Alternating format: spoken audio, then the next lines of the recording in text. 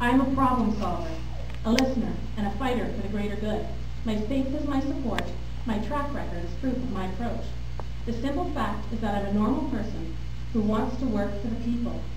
You may not know me or have seen me in the public eye, but that's because I'm a woman in the background who gets the job done.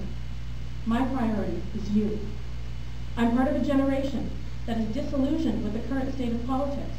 Many of us believe that our opinions are not being recognized or acted upon by the old line parties in government. And this is not the case just for my generation, but for millions of Canadians. We realize that the old way of thinking no longer works.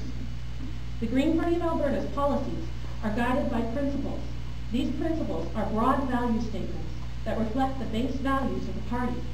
The 10 key values are sustainability, decentralization, gender equity, non-violence, community-based economics, personal and global responsibility, social justice, grassroots democracy, ecological wisdom, and respect for diversity. I've been asked how the Green Party would work to keep young professionals in the special areas after gaining a degree. We're losing too many of our educated professionals to cities, in part because they cannot return home to make a living. Returning to the place they love is difficult because there aren't enough jobs. The Green Party of Alberta would work towards a situation where post-secondary education would be free from Albertans. I know this is a big step forward from what we have grown used to, but many other countries have used this model with great success.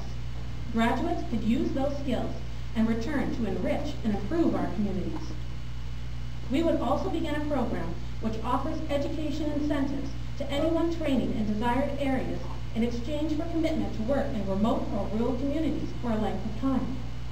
It is important to note that these changes would be gradual.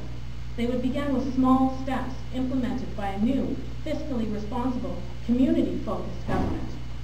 There is a significant amount of dissatisfaction with urban centers regarding big box stores in our communities. I want to let you know that I understand the situation your small businesses are in.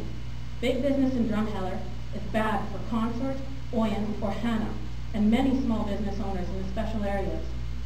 It draws people in with artificially low prices that locals can't compete with, but ironically, the hidden costs are shouldered by the people living in the communities where the local businesses need their support.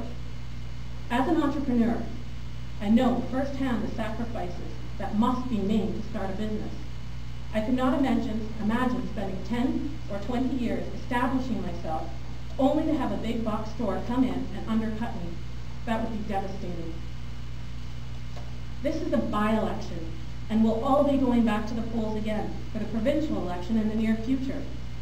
The community that elects the first Green MLA in Canada is the constituency that will have the eyes and the ears of not only the province, but the entire country. And it is Drumheller-Stettler that needs that attention the most. Why? Landowner surface rights, water issues, and resource management. All too often, I've heard people say that landowner surface rights is a joke because we have no rights. Why is it that the oil and gas companies can come onto your property and pay you the minimum for wellheads you have on your land, but then turn around and sell it for market price? Why is it that our utility bills have gone up by 400%? And what are they doing to our aquifers? The government knows there's a water shortage, yet they give priority to oil and gas operations like coal bed methane wells. They've committed themselves to the oil and gas industry, and they've committed our water. I'm more concerned with the special areas water than I am about a mega mall in Balzac.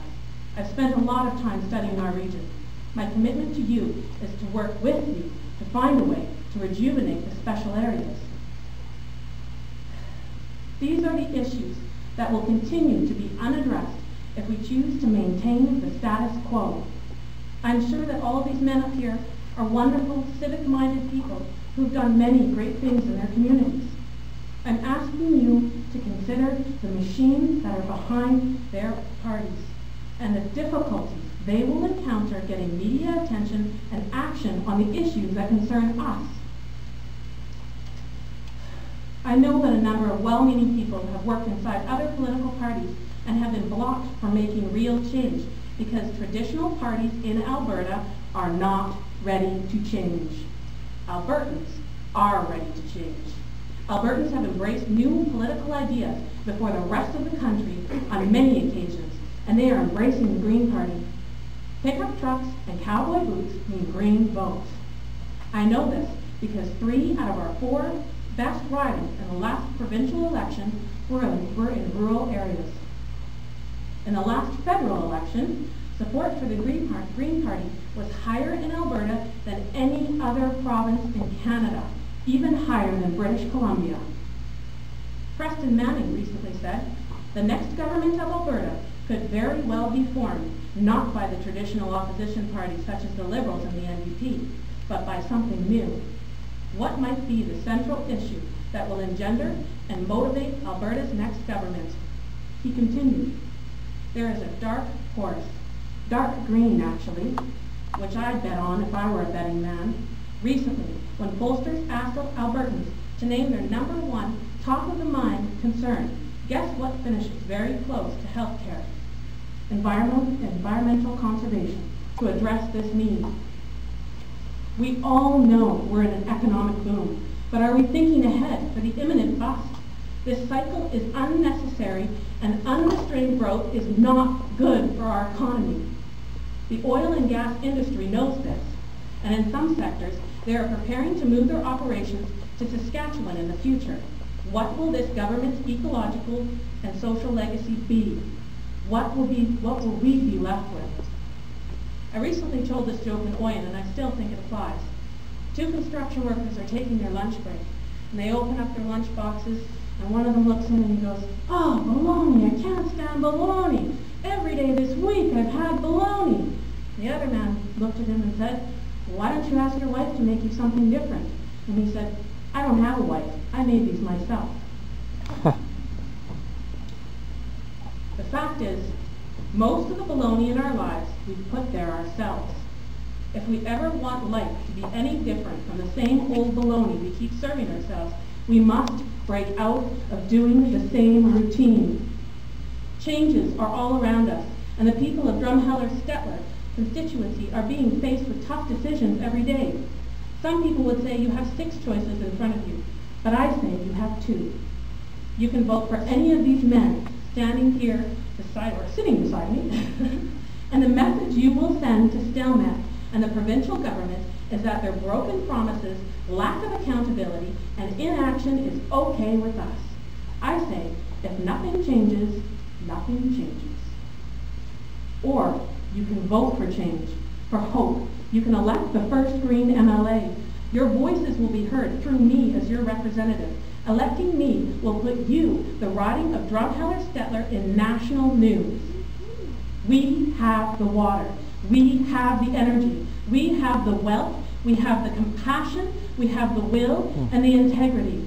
Let's tell Canada that we are still the forward-thinking, pioneering province that is reasserting that our provincial wealth needs to be managed, preserved, and conserved for the well-being and prosperity of ourselves and the well-being and prosperity of our children and our children's children. The time to act is now. Please remember to vote. A very great man once said, "Whatever you do might seem insignificant, but it is very important to do it." You're green already. You just didn't know it till now.